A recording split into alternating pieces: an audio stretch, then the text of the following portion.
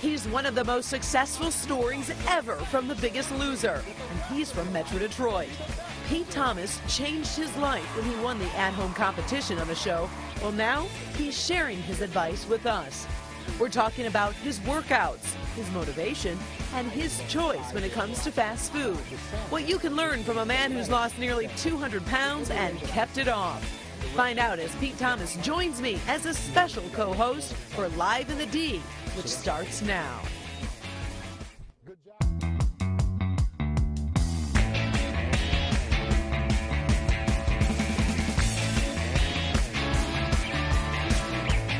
Good morning, everybody. Happy Tuesday. I'm Karen Drew. Guy Gordon is working the night shift, so we've got a special co-host today who's joining me for today and tomorrow, Pete Thomas. Yes, ma'am. Yeah, and you know what? We've practiced. I said, do not say yes, ma'am. And he says it in the first.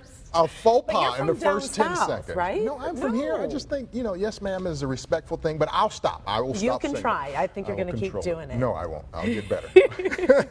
Well, Pete's always on our professional panel because we brought him on from his experience from NBC's Biggest Loser.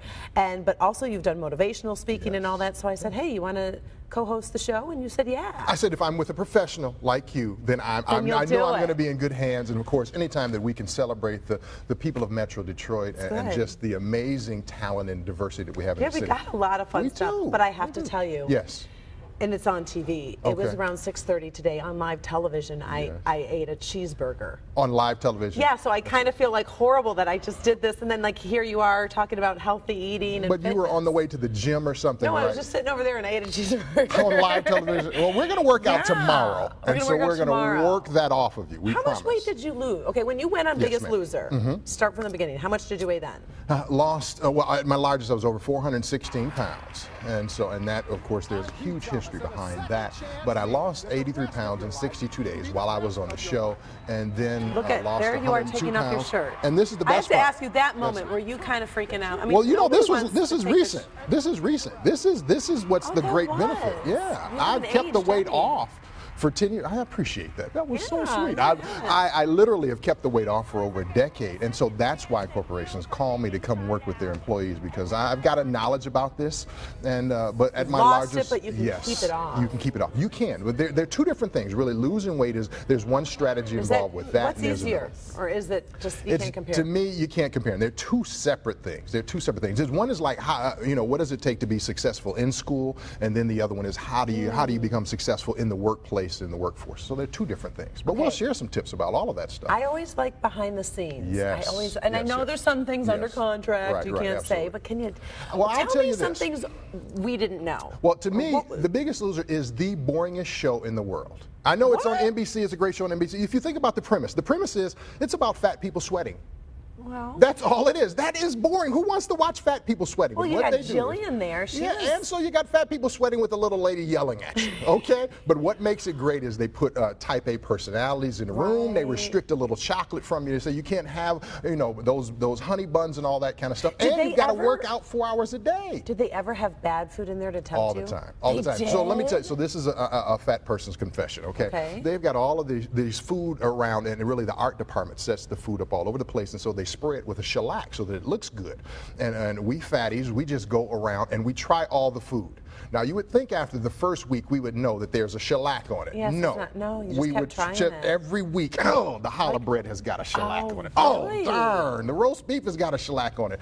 Every single week, because we're eating healthy, we're changing all of our habits and all that kind of stuff. And we just kept going back to. Did you ever have like a breakdown moment, even if it wasn't on camera, just like you're like, I can't do this? Oh, yeah, or these people are way too mean? All the time. I'm working around with women all the time, and then working out with them, and they're complaining, not saying look at me, I gave you that look, I'm like, do not go there. And women, when you restrict their chocolate, they get kind of moody, you know. So yeah. There are plenty of times that Jillian was nice in general. She just had to be that character. It depends. No. Now that's her personality. But in the gym is work. So when you're in the gym, you're working out, and there's no time for folly or frivolity. You're taking care of business.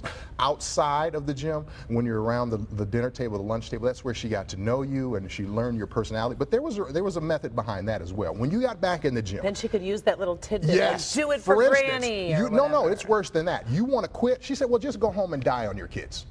And you're like, oh my God, maybe I'll just stay here for another hour on this treadmill. You know, so she was masterful at what she did, and it created great results. I say it's the worst thing in the world to go on as an overweight person. You know, it's like fat person hell, really is what it is. But when you get home, transformed you, and now you're doing what? You do your own boot camp? Absolutely. I do a boot camp as a hobby, but then we spend a lot of time working with corporations to get their employees healthy. So they hire you right. to figure out the plan. They hire me. Typically, a corporation has a wellness program in place, but it has no. Yeah, absolutely. That's some of my boot camp up in Ann Arbor. So we've got people of all different shapes and sizes and colors that come to that. In the corporate space, every company already has a wellness program, and so what we do is we come alongside of that and we say, hey, you need to add some life, some energy to that. You need to feature some people who are already successful in wellness, and we provide that. Well, I thought what we were talking ahead of time of the show, and I think you said it made sense. A lot of these people who make these fitness programs are that 20-year-old girl who grabs a water bottle and the yoga mat and tries to teach you about fitness, and it's nice that you come with a varied background so people can relate to you. So I come from the side of the science. I've got the science because we've studied nutrition and exercise science, all that for myself. I wanted to keep the weight off specifically for me, but then we go into corporations and we help them because typically Sue in HR or Sally who just graduated with her kinesiology degree, they can't really relate to their end customer or the actual employees who are struggling with their weight and with home responsibilities and all that kind of stuff. So we add that extra, the life to the wellness program is what we do. And so a little later in the show, we're going to talk fast food. Yes, fast food. You're going to teach us how to go to a fast food place and eat healthy. And it's not just going to order a salad. You got to look for other different items. You do. And what I teach as a principle is that you, instead of always looking for fast food, you want to get your food fast. So we're actually going to go to a deli. And then you're doing stuff with truck drivers now too. Yeah, absolutely, doing stuff with truck drivers. So one of these forward-thinking companies that says, hey Pete, we want you to come in and share with us and really to help drivers get healthy. There's a company called Pilot Travel Centers, and so we travel and we're working with truckers. We've got a program called Team Pete. When the whole thing is to get truckers around the country to get them healthier. So. Because that is hard because they're really in a tough position. They have to make their location. Absolutely. They can't be making multiple stops to find healthy food. They can't. And so and literally there was one time last year I did a ride along from Springfield, Missouri all the way to Detroit. So I'm right alongside of a professional driver as he's delivering food to a stop here. 30-hour drive. It was incredibly hard. It was incredibly hard. Now we had to rest for 8 hours, of course, for 12 hours. There are DOT, Department of Transportation regulations. And so in the middle of the afternoon you have to stop and you have to go to sleep. Who can sleep in the middle of the afternoon? So there's no circadian rhythms and finding healthy food. It's there, but when you're tired and you're depressed and because of the road and because of the scheduling issues, you're not always looking for fast food. So we help the driver with that. And you've written a book too. Yes, I've done a book. It's called Lose It Fast, Lose It Forever. Lose It Fast, Lose It Forever. And both can be done. They both can be done, absolutely. And so. And you said you didn't write it right after Biggest Loser. You wanted to really own it. Absolutely. And know you kept the weight off. You know, people have written they've lost a few pounds and then they write a book. And I'm like, what's the big deal? Everybody has lost a few pounds. Can you keep the weight off? Can you maintain it? And we provide education. I don't believe that there can be any transformation without education. And that's what we provide in a book. Not an easy read.